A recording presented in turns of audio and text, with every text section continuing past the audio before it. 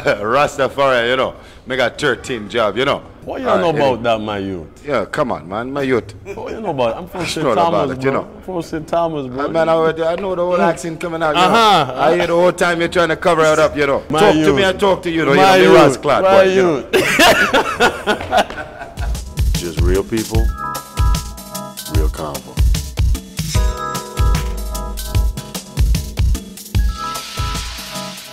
I'm Peter Bailey, and after my heartfelt conversation with Waka Flocka Flame, I headed to downtown Miami, where TGT invited me to share a nightcap before their sold-out show. The legendary collective dished on their impassioned crusade to rekindle romance in rhythm and blues. Tank, Ginuwine, Tyrese, how you doing, man? So this R&B supergroup, did it come back to infuse soul back in the rhythm and blues? Absolutely. You know, we feel like R&B, the true R&B, the R&B that we grew up to know and love, it's just kind of losing its place in the mainstream. You know what I mean? And so we've individually been doing our part, you know, to keep that alive. But you know, we felt like an event was needed. You know what I mean? Yeah. And being that we're artists that've been in the game for a minute, that you know a lot of young artists look up to, you know, we can help those artists find their way. You know what I mean? By putting this together and by this being successful and by just spearheading the movement. So that's a lot of what this is about. You know, the second part is us just being friends, wanting to come together and just have a good time making music, man. You know what I mean? We've been out on this road and doing the whole thing, so we're just having a good time. Ginuwine, we remember you as the Bachelor, man. Absolutely. I mean, you've been doing the family thing, nurturing a family and raising kids. Does that give you more material as an artist? Because you know R&B is known as a player's game a little bit. You know what I mean? Yeah, it absolutely has, man. Throughout my career, you know, you have the ups and downs in marriage, and with your kids, you go through things when, you know, they're growing up, and they'll tell you the truth. You know, if you're a little too old to be doing something, they'll tell you. You know what I mean? So. Yes, music and you know, family and everything plays a major role in me writing and in the music. When I did Differences, that's my biggest song, and that was done for my wife. Indeed. And that was during the time in my life I was struggling with a lot of things. You know what I mean? So definitely family and you know marriage and kids and all that kind of stuff. It gives you a lot of material. Definitely. Tyrese, you have always been outspoken on the issue of you know, a little bit in the mix of gender issues and whatnot. We talked about R&B and the vulnerability is missing a little bit. And you've been known to kind of open up per se, you know, in general. And when you think of R&B, you think love. Do you think, are our women losing the touch for embracing a love and just I don't think they are. I just think women these days have more of a bottom line than they used to. You know, at the end of the day, don't just sing to me about that, but be that. Live up to what you're selling me on. And I think back in the day, the whole emotional fantasy of it all was much easier to sell. But women are looking for men that are singing these lyrics that live up to, or at least they can believe that they can live up to what they're selling. I think at the end of the day, there's a lot of kids out here, teenagers and youngsters singing about sex, and women actually don't believe that they even know what sex is or even good sex.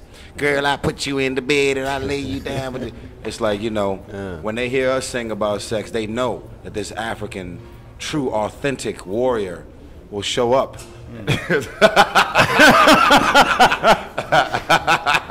You know what I mean? They believe that it's real. They know that I don't wear sunblock, and they know that I was born forever blackness. I got baby pictures that represent this complexion, and they know that it's authentically me.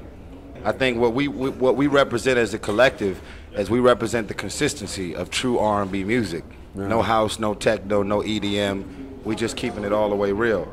And to go back on what you were saying to G about the whole family, man, everybody who does a big movie and they spend over $100 million for a movie to be made, they hope that they get a franchise. They hope that they can get a part 2, part 3.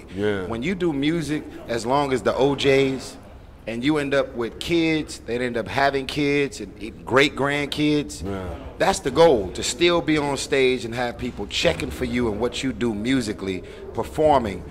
Frankie Beverly and Mays, who's got a head full of gray hairs, he's still on stage performing and going at it. We would hope to make it in the game that long, that consistent, and have people still excited when we show up to do music. I'm going to pass the mic.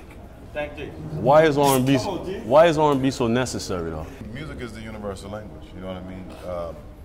It transcends gender, color, everything. So in music, the influence, especially the one that we're trying to send, is just love. You know what I mean? We're just trying to get back to the basics because, I mean, but we're such a busy society. Without sounding cliche, that's what's missing. Everybody's insensitive. Everybody's pro, I'm going to go get mines. Everybody, even the women to this point are very, I'm not even worried about a man. I just got to do what I got to do for me. And that shouldn't be the case. You know what I mean? Everybody deserves to be loved on some level. And so we have to put that back into the system. Finally, is anything we could do better as men to, I don't know, to address these bitter women per se sometimes? Yeah, take care of your women.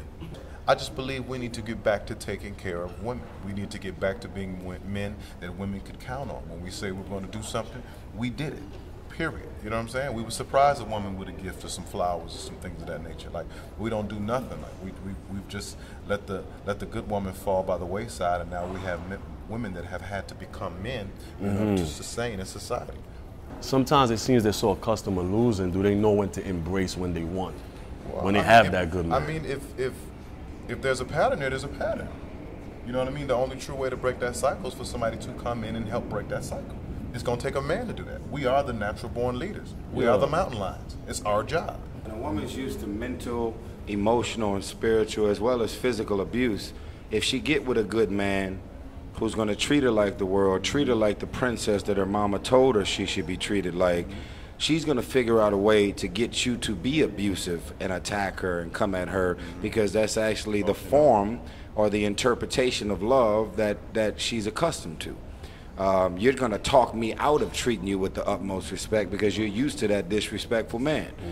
That's what happens, and that's not with all women, but I often say that you as a grown woman as well as a man, you as a grown man, you are a reflection of your childhood. So the images of love, the interpretation of love, the things that you're into, the type of energy that you invite and welcome into your life is a reflection of the things that you're exposed to as a kid. And it happens, you know what I mean? So as Tank said, it's about breaking the cycle. You can't break the cycle if you don't recognize that you're even a part of the cycle. It is what it is.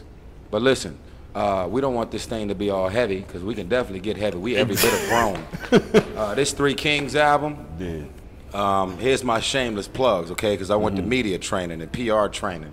I was advised to say that we have an album with 17 songs, R&B music through and through.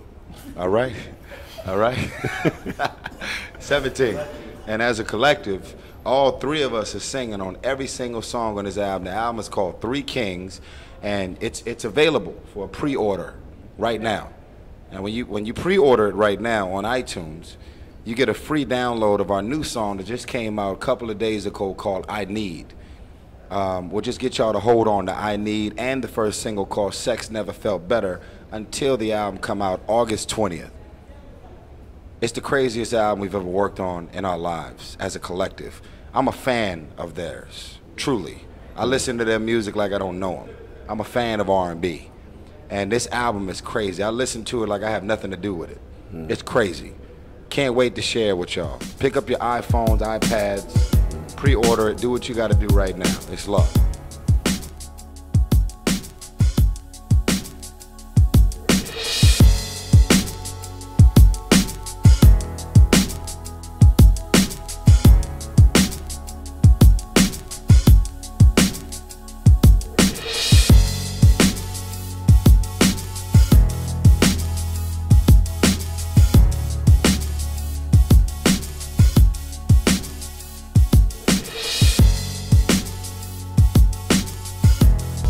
Just real people, real convo.